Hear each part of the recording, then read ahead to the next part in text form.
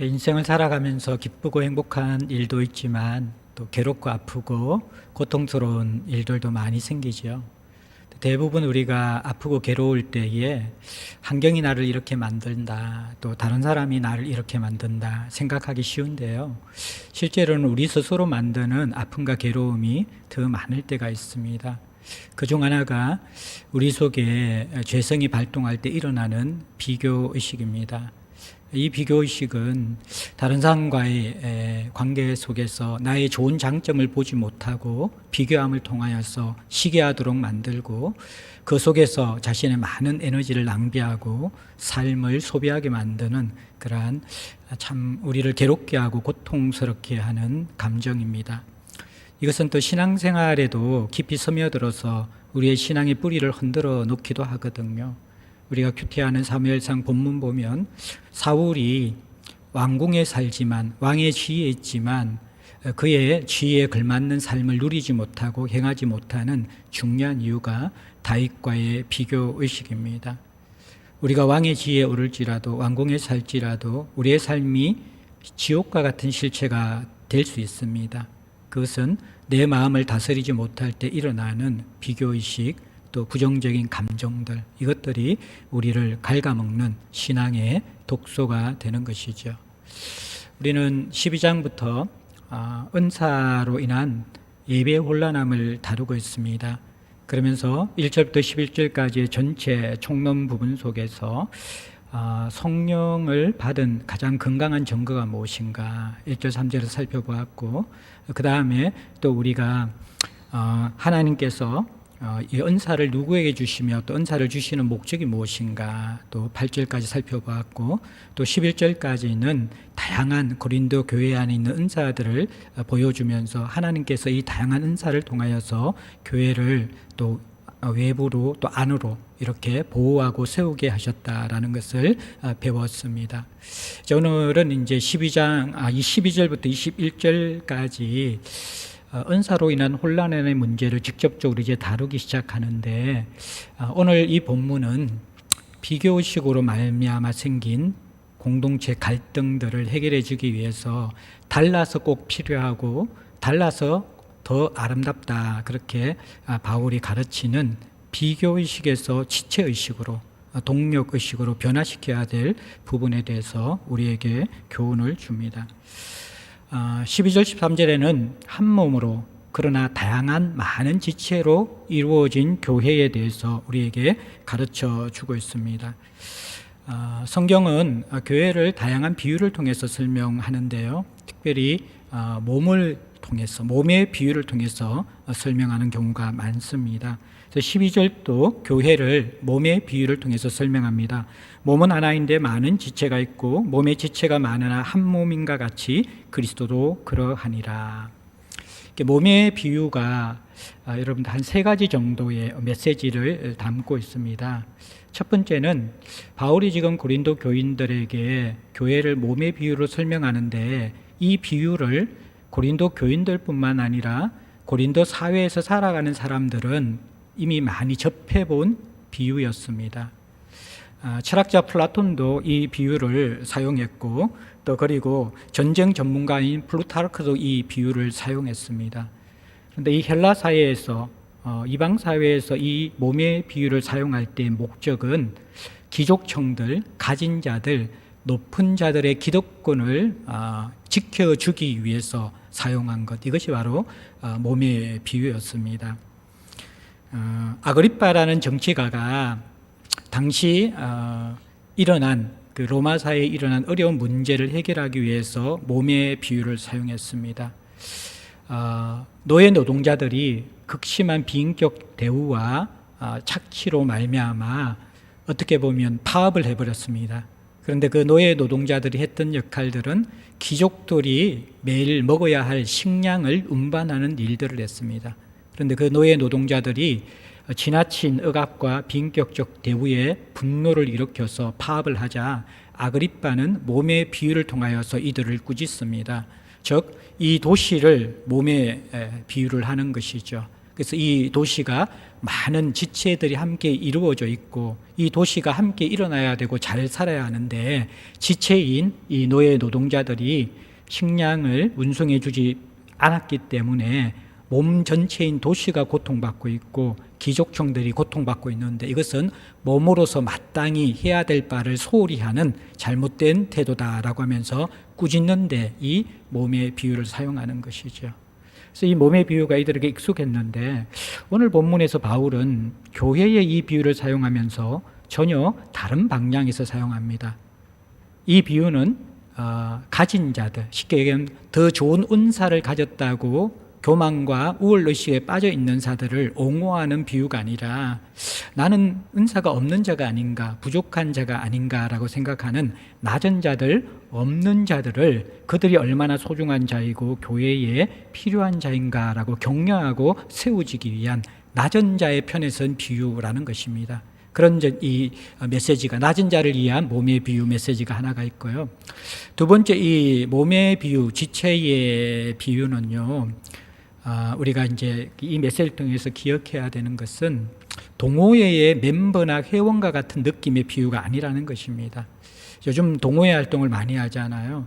지난 토요일도 우리 교역자들과 함께 잠깐 이렇게 원통 교제를 하면서 올림픽 공원 쪽으로 가니까 이게 아마 동네 사람들 같아요. 그런데 같이 모여서 처음 만나는 사람 같은데 운동을 같이 하고 있더라고요. 그래서 운동 동호회도 있고 또 취미 동호회도 있고 또 봉사 동호회도 있고 다양한 그러한 동호회 활동들이 요즘은 굉장히 활발합니다.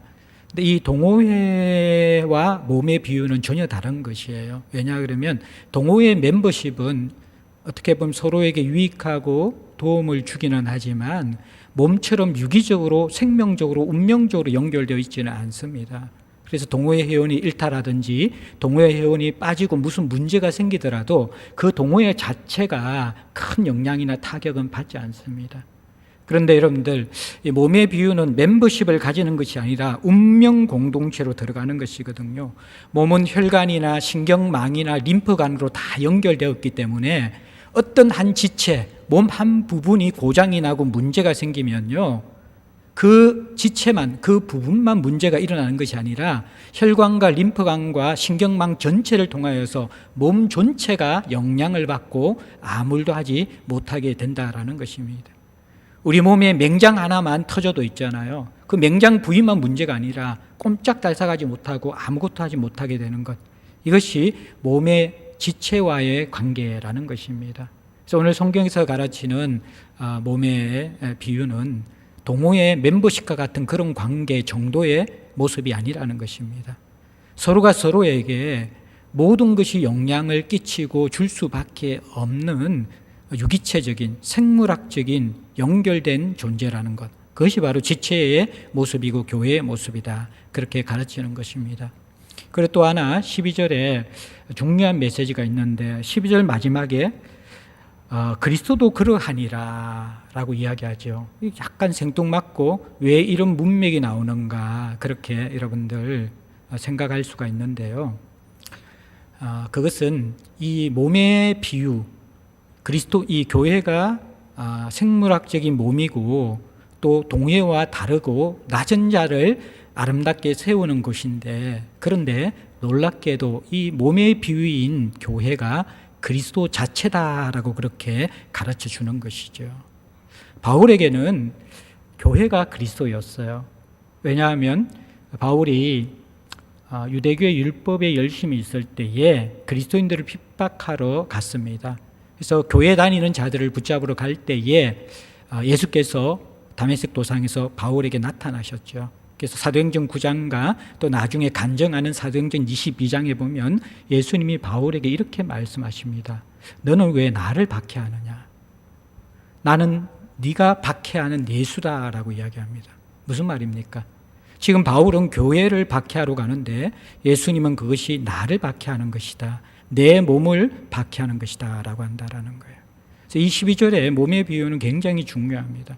이 몸의 비유는요, 세상에서 사용하는 기득권자를 위한 비유가 아니라 낮은 자를 위한 비유이고요. 이 몸의 비유는 우리가 동호회 멤버와 같은 관계를 맺는 것에 대해서 부정하는 비유입니다. 생물학적인 연결점이 있기 때문에 서로가 운명 공동체라는 것을 가르쳐 주는 것입니다. 그리고 더 놀라운 것은 이 몸의 비유는요, 그리스도와 몸이 하나라는 것. 그래서 결국 지체에 대한 태도와 교회에 대한 태도가 그리스도에 대한 태도다라고 하면서 굉장히 우리에게 충격을 주는 것이죠. 결국 우리가 지체를 상하게 하는 것이 그리스도를 상하게 하는 거예요. 교회를 욕되게 하고 교회를 바라보는 시각이 그리스도를 바라보는 시각이라고 바울은 정확하게 지적하는 것이죠. 결국 신앙생활, 특별히 교회 중심의 공동체 생활의 문제는요, 교회론의 문제거든요. 그 교회론의 문제는 교회가 무엇인지 모르기 때문에 그래요. 오늘 이 12절 말씀에 이 세 가지 비유만 제대로 우리가 이해한다고 하더라도 교회의 건강성의 상당 부분이 유지될 수 있습니다. 낮은 자를 위한 교회, 생물학적으로 운명적으로 연결되어져서 서로가 아픔과 기쁨을 함께하지 않으면 안 되는 교회, 그리고 교회 자체가 그리스도라는 시각 속에서 두렵고 떨림으로 교회를 바라보고 지체를 바라보는 태도, 이 세 가지만 제대로 우리가 신학적으로 겸비해도요, 교회는 건강하게 유지될 수가 있습니다. 이것이 무너졌기 때문에 교회가 인간들의 본성이 부딪히고 죄성이 일어나고 그것 때문에 갈등과 상처가 생기고 비교의식이 생기는, 우월의식이 생기는, 교만함과 열등감이 생기는 그러한 아수라장이 되어버리는 것이죠. 그러면서 13절 말씀에 이런 신비로운 교회, 몸으로 비유되어진 교회가 실제로 인간적으로 볼 때는 하나 되기가 굉장히 어렵다라는 거예요. 왜냐하면 13절의 교회의 구성 요소들, 구성 요인, 구성하는 멤버십들이 어떤 사람이냐 그러면 유대인과 헬라인, 종이나 자유인으로 구성되어 있다. 그렇게 설명하고 있습니다. 유대인과 여러분들 헬라인은 어떻게 보면 이 종교적으로 하나 될 수 없는 유대인과 이방인이라는 것이죠. 그리고 귀족과 종들은 하나가 될 수가 없습니다. 쉽게 이야기하면 물과 기름 같은 존재라는 거예요. 이 세상에 도저히 섞일 수 없는 그런 존재들이 있잖아요. 우리나라에도 물과 기름처럼 섞일 수 없는 관계들이 정치 성향이 다를 때, 내가 어떤 당을 지지하는가에 따라 가지고 이게 부모와 자녀라도 이렇게 대화가 안 되고요, 우정을 같이 나눈 친구들이라도 그 속에서 벽이 생기고 담이 생기는 것을 보게 됩니다. 세상에는 물과 기름처럼 아무리 노력해도 하나가 될 수 없는 그러한 교회가, 이 관계가 있어요. 근데 교회가 놀랍게도 이런 사람이 들어와서 한 몸을 이루는 것이라는 거예요. 그러면 세상의 이치 같으면 한 몸이 될 수 없는 것이죠. 어떻게 유대인과 이방인이 한 몸이 될 수가 있고요, 종과 귀족들이 한 몸이 될 수가 있습니까? 오늘날 이야기할 것 같으면 정치 성향이 다르고 서로의 어떤 도덕적 기준이 다른 사람들이 한 몸이 될 수가 있습니까? 그런데 이것이 가능하다라는 거예요. 한 몸을 이루어서 많은 지체가 같이 연결되어서 아름답고 유익하고 달라서 더 좋은 모습을 가질 수가 있다라는 거예요. 그 이유가 뭐냐 그러면 성령으로 13절에 설명합니다. 여러분들 한 성령으로 세례를 받아 한 몸이 되었고 또 다 한 성령을 마시게 하셨느니라. 자, 한 성령으로 세례를 받았다. 그리고 한 성령을 마시겠다. 요거는 이제 그림 언어예요. 메타포라는 그림 언어인데요. 한 성령으로 세례를 받았다라는 것은요, 세례 받는 장면이, 저희 교회는 세례 받을 때 어떻게 합니까? 우리 교회는 이제 이렇게 유아 세례를 주로 많이 보잖아요. 앞에 나오면 사실 제가 이제 물을 한 건이 이렇게 손에 가지고 머리에 물이 줄줄 흐르도록 사실 세례를 줘야 되거든요. 그래서 보통 이제 침례교회에서는 몸이 잠기는 세례를 주잖아요. 근데 이제 저희들은 이제 약식으로서 이렇게 물을 끼얹어 주는데, 또 이 아이들이 갑자기 물을 막 끼얹어 버리면 그 유아 세례 받는 장소가 막 애들이 울고 불고 막 이렇게 이 난리가 나기 때문에 제가 물을 딱 이렇게 했다가 장갑으로 물을 한번 짰다가 그다음에 올려요. 그래서 이제 우리 부모들이 밤새 기도를 많이 했는지 지금까지 유아세례 주면서 이게 물이 이렇게 머리 위에 이렇게 적셔지는데도 우는 아이들이 한 명도 없었어요. 어쨌든 그런데 세례라는 게 물에 푹 잠기는 모습이에요. 세례를 받았다는 것은 여러분들 큰 선박이 바다를 가다가 바다를 항해하다가 암초에 팍 부딪혀서 구멍이 생기면 배가 푹 가라앉아서 잠수하게 되어지죠. 바다에 가라앉아 있는 그런 배의 모습, 이것이 한 이제 세례를 받고라는 게 성령의 바다에 잠겨 있는 모습이에요. 그 다음에 이 성령을 마셨다, 한 성령을 마셨다라는 것은 이 잠겨있는 배에 구멍이 난 대로 바닷물이 콸콸콸콸 스며들어오는 그 모습을 의미하는 거예요. 이게 이제 여러분들께 성령 세례를 받는 모습이다. 그래서 우리가 거듭나기 전에는, 이 말은 거듭나기 전에는 우리는 결코 물과 기름 같은 관계들을 극복할 수 없는 존재다.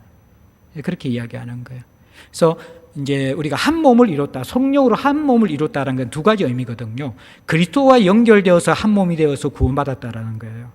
그 다음에 또 그리스도를 통해서 지체와 연결되어서 한 몸이 되었다, 교회라는 한 몸이 되었다라는 거. 이 두 가지 의미예요. 그리스도와 연결되어서 구원받음과 그리스도를 통해서 지체와 연결되어서 교회가 되는 이 두 가지가 한 몸을 이루는 것인데, 이렇게 될 수 있는 것, 물과 기름 같은 존재가 하나가 될 수 있는 것, 죄의 덩어리인 존재가 거룩한 하나님과 하나가 될 수 있고, 자기 주장이 강하고 고집이 강한 각자가 유대인과 이방인 같은 물과 기름 같은 존재가 교회에서 만나서 그 다름을 극복하고 담을 허물고 하나가 될 수 있는 유일한 이유는 한 성령 안에 잠겼고 한 성령을 마시고 있기 때문에 가능하다. 그렇게 이야기하는 것이죠.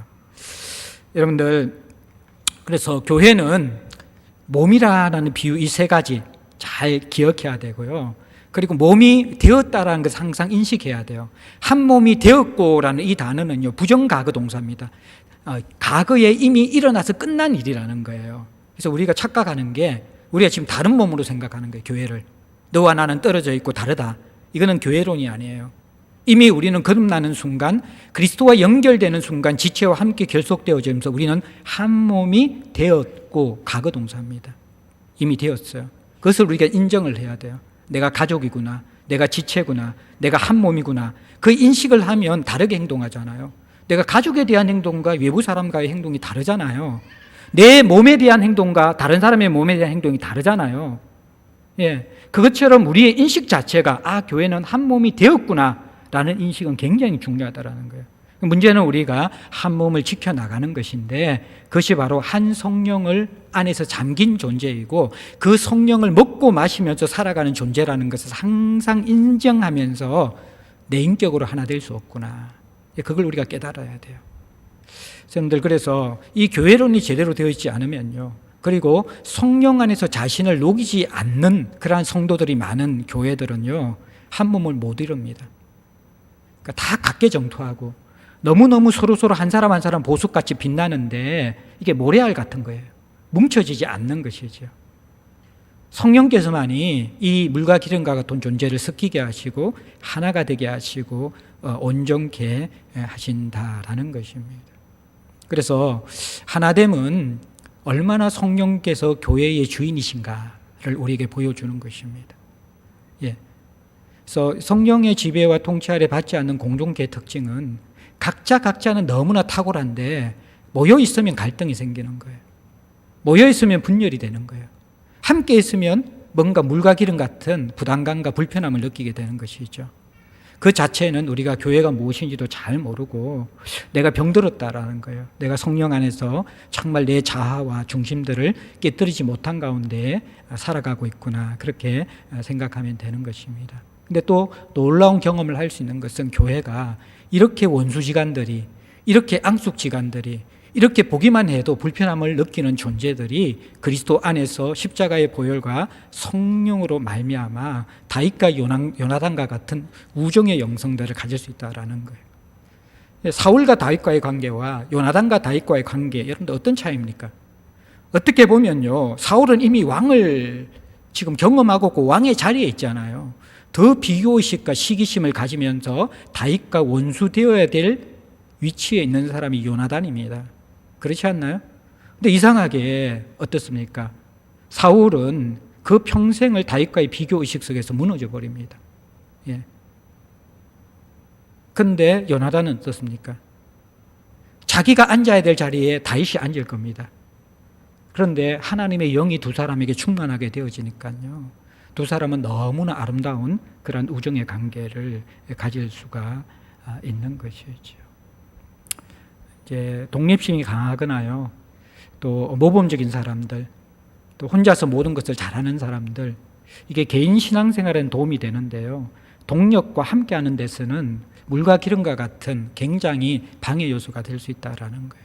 그 속에 참 우리가 구해야 될 것이 성령입니다. 성령은요, 이제 다룰 높은 것을 낮아지게 하고요, 낮아진 것을 높아지게 하는 것이 바로 성령의 역할입니다. 그래서 우리가 그리스도 안에서 겸손하게 만들고 그리스도 안에서 무너진 자들이 회복되어져서 같이 되어지는 것. 그래서 여러분들께 자전거가 이렇게 앞으로 나가가려면 기아 크랭크가 있죠. 기아 크랭크, 톱니바퀴 이렇게 되어 있는 거. 근데 이 기아 크랭크가요, 일정한 높이로 일정한 간격으로 있지 않으면요, 이 기아에 물려서 체인이 동력을 전달해서 자전거가 앞으로 나아가잖아요.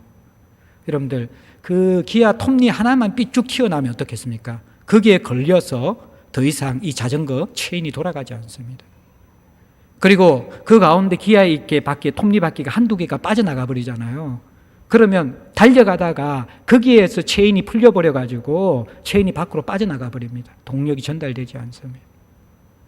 이제 교회가 이런 곳이 될 수 있어요. 성령의 통치를 받지 않으면요, 정말 탁월하고 뛰어난 사람이 많은데요, 뭔가 가려면 턱턱 걸려서 안 나가는 거예요. 동력을 전달하려고 하면 체인이 푹 풀려버리는 거예요. 이게 이제 좋은 사람들이 많지만 성령 안에서 한 몸을 이루지 못할 때 일어나는 교회의 모습입니다. 그래서 이 12절 13절에 몸의 비유는 굉장히 중요한 하나됨을 위해서 기억해야 될 것들, 몸의 비유 세 가지, 낮은 자를 위한, 그리고 또 이 몸의 비유는 멤버십이 아니라 생물학적 지체 운명으로 연결되어 있다. 그리고 몸의 비유는 교회가 그리스도다. 이것을 교회로는 가져야 되는 거예요.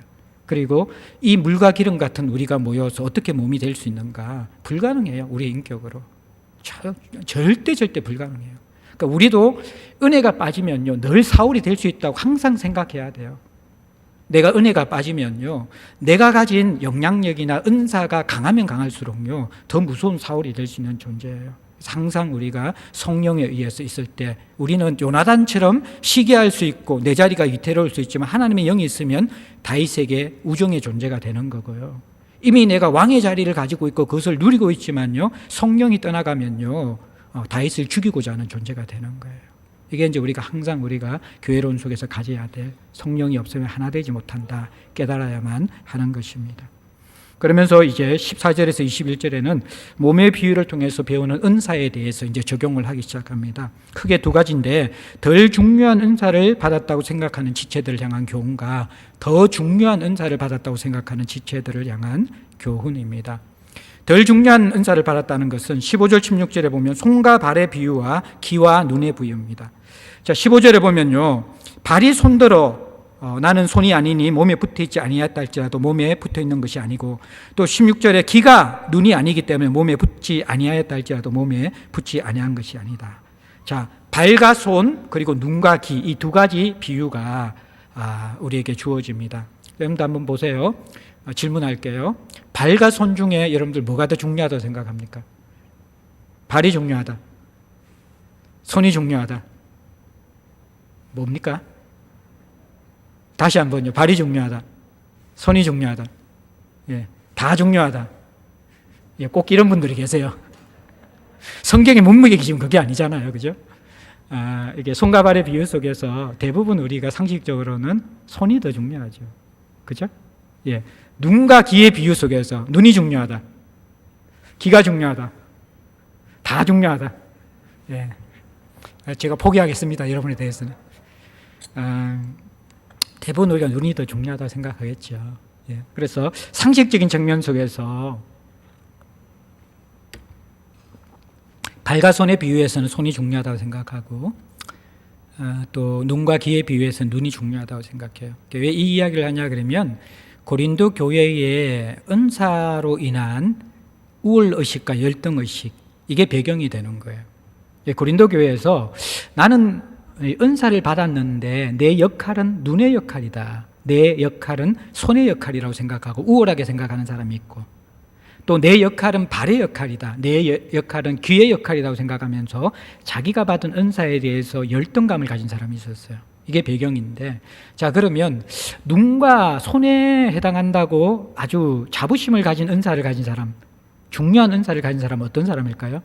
고린도 교회에서 방언, 병고침, 또 여러분들 귀신을 쫓아내는 것, 능력 행함들, 이런 은사들, 이게 상대적으로 중요한 은사 같고 파워풀한 은사 같고 또 아주 이렇게 우위에 있는 은사처럼 느껴지는 거예요. 이 사람들은 자기를 눈이나 손으로 생각해요. 반면 여러분들 고린도 교회 안에서 좀 덜 중요한 은사로 생각하는 사람은 받은 사람들 어떤 사람일까요? 자기를 발로 생각하고 귀로 생각하는 사람들. 어떻게 보면 제가 지난 시간에 제일 중요한 게 손님 접대 환대 은사를 밥 해주는 은사. 예. 설교하는 은사가 중요해요. 밥 해주는 은사가 중요해요. 정직하게. 예. 둘 다 포기했습니다. 보통 여러분들 머리로서는 설교 은사가 더 중요하다고 생각하잖아요. 근데 실제로 우리 몸이 반응할 때는요, 밥 해주는 은사가 더 중요할 때가 있어요. 예. 근데 일단 보기에는 우리가 보통 강단에 앞에 서고 앞에 리더하는 이러한 가르침의 은사들, 설교자를 소중하게 생각합니다. 또 중요하다고 생각합니다. 그래서 부엌에서 밥하고 봉사하는 분들에 대해서는 조금 이렇게 그렇게 생각합니다. 또 우리 찬양하는 성가대와 찬양팀하고 또 밖에서 주차 봉사하는 사람, 어떻게 생각하면 이게 더 소중하다고 생각할 수 있겠죠. 예. 그런데 이 본문 속에서 이야기하는 것이 이렇게 나는 이렇게 별것 아니라라고 이렇게 생각하는 사람들이 어떤 생각을 하냐 그러면 나는 없어도 되겠지 그렇게 생각한다라는 거예요.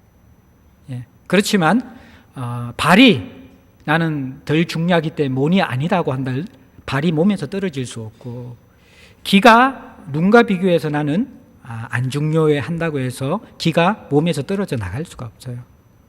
그런데 이것은 이제 덜 중요한 은사를 가진 사람들에게 이야기하는 것인데 나는 교회 필요 없어, 설모 없어. 내가 없어져도 아무도 나에게 신경 쓰지 않을 거야. 그렇게 생각하는 사람들, 그건 교회론을 모르는 것이라는 거예요. 교회를 모르는 것이라는 거예요. 여러분들 한평생에 하나의 역할만 하더라도요 꼭 필요한 것이 있어요. 제가 이제 음악을 너무 좋아해서 오케스트라 공연 같은 데 이렇게 한번 가게 되어지면요, 야, 저 사람 참 뻘쭘하겠다, 저 사람 참 뭔가 좀 민망하겠다 싶은 사람이 있어요. 어떤 사람이면 그 심벌주 있잖아요, 이런 거 큰 거, 그거 들고 있는 사람.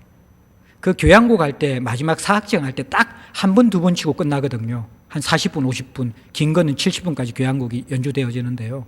바이올린 있잖아요. 열심히 하거든요. 막. 그나마 콘트라베이스도 막 그 둥둥거리면서 좀 해요. 근데 이게 심벌주 한번 든 사람들. 근데 여러분들 교향곡 마지막에 클라이막스 때 이게 심벌주가 쫙 터뜨리지 않으면요, 그 교향곡의 쾌감과 클라이막스가 그것이 그대로 이렇게 드러나지가 않아요. 근데 그거 하나 딱 한 번 치려고 심벌주가 있지만 이거 굉장히 중요한 거라는 거예요. 예. 근데 나는 심벌주야 그러면서 중요하지 않게 생각하게 되어질 때에 정말 그 사람의 이 존재가 꼭 필요할 때가 있는데 그때 정말 몸이 몸으로서의 기능을 하지 못하니까 그런 생각하지 마라, 그렇게 이야기하는 거예요. 다음 21절에는 더 중요한 은사를 받았다고 교만한 사람에 대한 교훈이자 경고입니다. 21절 보면 눈이 손도로 내가 너를 쓸 데가 없다 하거나 또한 머리가 발도로 내가 너를 쓸 데가 없다 하지 못하리라. 자, 눈과 손, 이제는 참 이게 보면 아까 보면요 재밌는 비유가 뭐냐 그러면요, 눈과 손은 둘 다가 어떻게, 아까 이렇게 비유해서 눈이 귀와 비유하고, 그죠? 발이 손과 비유했을 때는요, 손이 발과 비유했을 때는 손도 우월한 입장에 있었잖아요. 맞죠? 그죠? 근데 여기에서는 이제 어떻게 봅니까? 눈과 손이 비교를 해보면 손이 어떻게 되어져요? 아까는 우월한 은사였는데 이제는 열등한 은사가 되어져 버려요. 비교의식은 우리를 이렇게 만들어 버려요. 나와 더 나은 은사를 가졌다고 생각하고 나보다 더 뛰어난 사람을 생각하는 순간 이 비교의식은요 늘 높은 데 있는 것이 아니라, 사실 여러분들 우월의식과 열등의식은 종이 한 장 차이거든요. 누구를 만나는가에 달라요. 나보다 조금 못한 사람 만나면 교만해지고요, 나보다 조금 좋은 사람 만나면 열등해지는 게 이게 비교의식이에요. 지금 손의 입장이 그거예요. 발하고 비교하면요 어석거려요. 근데 눈하고 비교하면 손이 찌그러지는 거예요. 예. 그러면서 또 여러분들 21절에 보면 머리가 발더러, 이거는 이제 극단적인 비유죠. 머리는 꼭대기에 있고 발은 제일 밑에 있잖아요. 이거는 뭐 비교할 필요가 없이 강한 비유가 되는 것이죠. 그래서 이 눈과 머리가 여러분들 손과 발더러 필요 없다, 쓸 데가 없다 하지 못한다라는 거예요. 이것은 이제 중요한 은사를 받았다고 내가 교회에서 중요한 은사를 가지고 많은 영향력을 미친다고 생각하는 사람들 조심하라라는 거예요. 예. 그러면서 다른 사람은 쓸데없고, 우리 가끔 이제 이런 데 좀 우리가 빠질 수 있거든요. 일을 많이 하고 영향력을 많이 발휘하는 특징이 엘리야 컴플렉스에 빠질 수가 있어요. 자기 연민에 빠질 수 있다라는 거예요. 나 혼자 일하는 것 같아. 나 혼자 수고하는 것 같아. 다른 사람은 그저 먹는 것 같아. 나는 물질로 시간으로 열심히 봉사하는데 다른 사람은 기껏해야 주일 예배 한 번 하면서 그것도 늦게 오고, 그것도 예배에 참석하면서 주목도 안 하고 뭔가 이렇게 전심으로 예배 드린 것 같지도 않고, 그런 막 열심히 헌신하고 봉사하는 사람들이, 그런 사람들을 볼 때마다 마음이 속상한 거죠. 저 사람 없으면 우리 교회가 더 건강해질 텐데. 좀 뭔가 섬기는 사람, 주인의식을 가진 사람들이 우리 교회에 다 채워져 있으면 정말 우리 교회가 아름답고 건강한 그런 공동체가 될 텐데, 이런 생각을 가질 수 있다라는 거예요. 근데 이 부분에 대해서 똑같이 이야기하는 것이죠. 쓸데없다고 하지 못한다. 왜냐 그러면 여러분들 손이 없으면 어떻게 됩니까? 발이 없으면 어떻게 됩니까? 안 된다라는 거예요. 그래서 몸의 비유에 대한 교훈을 정리하면서 17절에서 20절까지는 뭐냐 그러면요, 각 지체는 달라야 한 몸의 역할을 제대로 한다고 가르치는 거예요. 17절 보세요. 만일 온몸이 눈이면 듣는 곳이 어디며 온몸이 듣는 곳이면 냄새 맡는 곳은 어디냐. 자, 눈이 좋다고 해서 온몸이 눈으로, 여러분들 이렇게 이제는 교회 학교에서 그런 설교 우리 사역자들이 많이 했거든요. 이게 여러분들 융판 같은 거 가져와 가지고요, 사람의 몸을 해놔놓고 눈썹하고 눈하고 코하고 입하고 딱 이렇게 붙이잖아요. 여러분 어때요? 그러니까 다 이쁘잖아요, 얼굴이니까. 그런데 눈이 제일 중요하다고 해서 눈썹 떼버리고 코 떼버리고 입 떼버리고 다 눈만 이렇게 얼굴에 붙여버리면 그 사람은 어떻게 되는 거예요? 괴물이 되어버리는 거예요. 괴물이. 예. 모든 지체가 눈이면 듣는 것은 어디냐? 귀가 없잖아요. 듣지 못해요. 냄새는 누가 맡고요? 또 먹지도 못하잖아요. 그러니까 모든 지체는 달라야지 얼굴이 되는 거예요. 달라야지 아름답고 달라야지 제 기능을 하는 것이다. 그런데 각 지체들의 비교의식 속에서 너가 더 뛰어나고 너는 열등하다고 하는 순간이 어떻게 됩니까? 다 눈이 되고 싶어 한다 그러면 그것은 아름다운 존재가 되는 게 아니라 괴물이 되는 존재라는 거예요. 그러니까 여러분들이 교회 안에 비교의식을 가지고 있으면 아름다운 주님의 몸을 괴물로 만들어가는 거예요. 괴물로 만들어가는 거예요. 그게 이제 아름다운 주님의 몸을, 이 비교의식이 독소가 되어져서 무너뜨리는 모습이고, 한 개인에게 들어가면 우리가 사울이 되는 거고요. 그게 공동체에 스며들면 괴물이 되는 거예요. 그러면서 여러분들 18절에 하나님이 원하시는 대로 각각 몸에 두셨다. 하나님은 우리를 가장 사랑하시고 잘하시는 그분이 우리에게 야 너는 손해, 너는 눈해, 너는 발가락해, 그렇게 다 지체의 역할을 주셨는데, 그것은 우리를 미워하시는 것이 아니라 우리를 생명으로 구원하신 하나님이 주신 우리의 역할이다라는 것이죠. 그 역할에 대해서 여러분들 감사하게 생각하면요, 그것이 자신도 아름답게 할 뿐만 아니라 공동체 전체를 유익하게 하고 몸이 되게 하고 또 기능을 할 수 있도록 한다라는 거예요. 달라야 더 아름답다라는 거예요. 다 같으면 몸이 되지 않아요. 19절에 보면 만일 다 한 지체뿐이면 몸은 어디냐. 다 눈이 좋다고 눈이 되어버리고 다 머리가 좋다고 머리가 되어져 버리면 몸은 어디냐. 그냥 몸 자체가 없어져 버리고 몸의 역할을 못한다라고 그렇게 가르쳐 주고 있는 것이죠.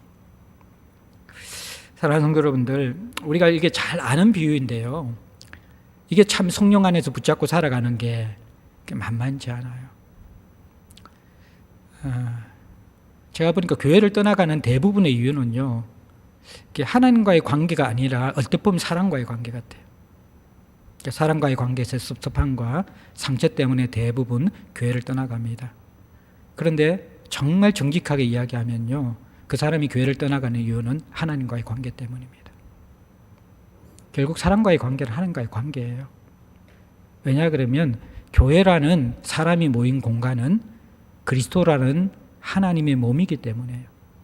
그리고 또 하나요, 하나님과의 바른 관계 속에서 성경을 제대로 이해하면요, 이게 교회가 무엇인가 이것도 알게 되어지면 우리가 우울할 수도 없고 또 열등의식에 빠질 수도 없어요.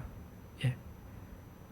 그러니까 우리의 신앙생활 대부분들이 말씀 중심, 하나님과 깊이 연결되기보다도 대부분은 사람에게 많은 영향을 받아요. 그러니까 가장 건강한 것은 그것을 빨리 뛰어넘는 거예요. 그래서 하나님과 깊은 관계를 가지고 사람의 영향은 받지 않을 수가 없어요. 하나님을 깊이 만난 사람일지라도. 누구나 다 영향을 받을 수밖에 없어요. 그런데 더 중요한 것은 하나님과의 관계라는 거예요. 그러니까 사람과의 관계가 문제가 생길 때 더 중요한 하나님과의 관계가 바로 된 사람들은 결국에는 극복을 해요. 그것을 이겨내고 이렇게 회복되어진다라는 거예요. 근데 결국 사람과의 관계가 무너지는 이유들은 겉으로 보면 사람과의 관계 같은데 정말 정직하게 따지면 우리가 하나님과의 관계 우선순위에서 건강함과 중요성들이 사실 어느 순간에 무너졌거나 흐려져 있는 경우가 굉장히 많이 있다라는 거예요. 결국 몸의 비유는요, 우리의 역할에 대해서 고민하게 하지만 궁극적으로는 하나님과 연결되게 됩니다. 내게 이 역할을 주셨고 이 은사를 주신 것이 하나님이라고 생각하면요, 그 비교 의식은 하나님을 인정하지 않는 데서 일어나는 것이거든요. 내 우월함이나 내 열등함들은요, 하나님이 내게 주신 가장 아름다운 분깃에 대해서, 내 은사에 대해서 만족하지 못하는 그러한 모습으로 드러나는 것이라는 거예요. 그래서 우리가 참 몸의 지체 의식 굉장히 중요한 것인데, 일단 이게 오늘 본문 속에서 우리가 이제 궁극적인 하나님과의 관계이지만 또 일단 우리가 이 교회론을 제대로 이해하면서 여러분들에게 좀 이 말씀을 좀 잘 부탁드리고 싶어요. 여러분 한 사람 한 사람 옆에 한번 얼굴 보십시오. 오늘 우리 영암 목사님이 2번이나 인사시켰잖아요. 제가 볼 때는 이렇게 뭔가 이렇게 텔레파시가 통한 것 같아요. 한 사람 한 사람을 바라보면서 축복합니다. 잘 오셨습니다. 환영합니다. 그런데 이 고백들을 우리가 정말 지체를 바라보면서 할 수 있어야 되고, 또 내가 내 자신에 대해서 그렇게 선포할 수 있어야 됩니다. 여러분들은 없어서는 안 될 존재입니다. 예, 자기가 자기 자신에게 한번 그렇게 고백해 볼까요? 자기가 툭거리면서 하나님 안에서 믿음의 고백을 합시다. 나는 제자들 교회에서 없어서는 안 될 존재입니다. 아멘. 정말 믿어요? 하나님이 그렇게 여러분들 보세요. 하나님이 그렇게 여러분 보세요. 옆에 사람 보면서 한번 그렇게 다독여줄까요? 당신은 제자들 공동체에서 없어서는 안 될 존재입니다.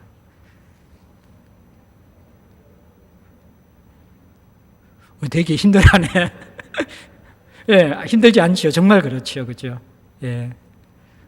인사를 안 해주는 사람이 힘들어하니까 다들 이렇게 한번 이렇게 소외된 사람이 몇 명 있었어요. 보니까 이번에는 안 한 사람 보고 한번 이야기해 볼까요? 앞뒤를 보면서 소외된 사람 없도록 한 2-3사람 같이 한번 서로 인사해 보세요. 당신은 제자들 공동체에서 없어서는 안 될 존재입니다.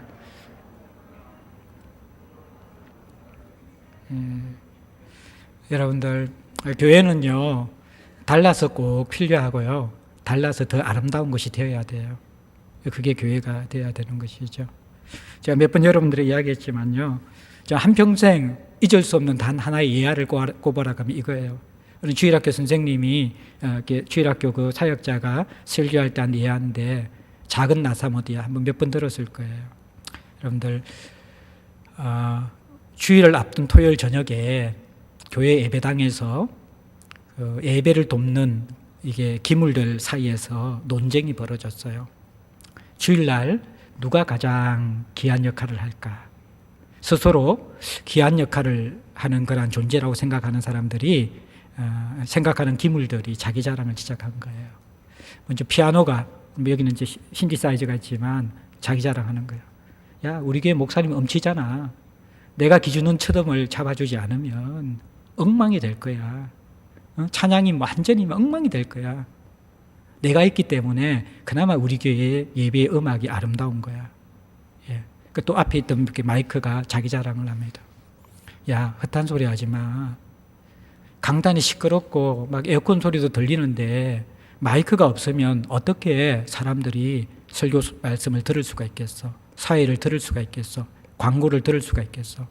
마이크가 있기 때문에 사람들이 길을 쫑긋 세우면서 다 예배에 집중할 수 있는 거야. 내가 없으면 예배는 무너지게 될 거야.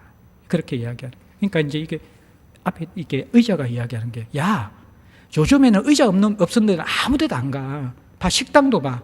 이제 다 식당도 의자 다 놓잖아. 사람들이 그냥 바닥에 앉는 거 싫어해. 바지 다려놓고 그냥 이렇게 교회 왔는데 이렇게 의자 없어서 다 구겨지면 그 교회 누가 오겠냐. 또 앉아있으면 허리 아픈데 그 교회 누가 오겠냐고. 그러니까 코카콜라 의자지만 이 의자가 있으니까 그래도 목사님 설교도 긴데 그 긴 시간에 예배를 편안하게 예배 드릴 수 있는 거야. 각자 자기 자랑을 하고 있는 거예요.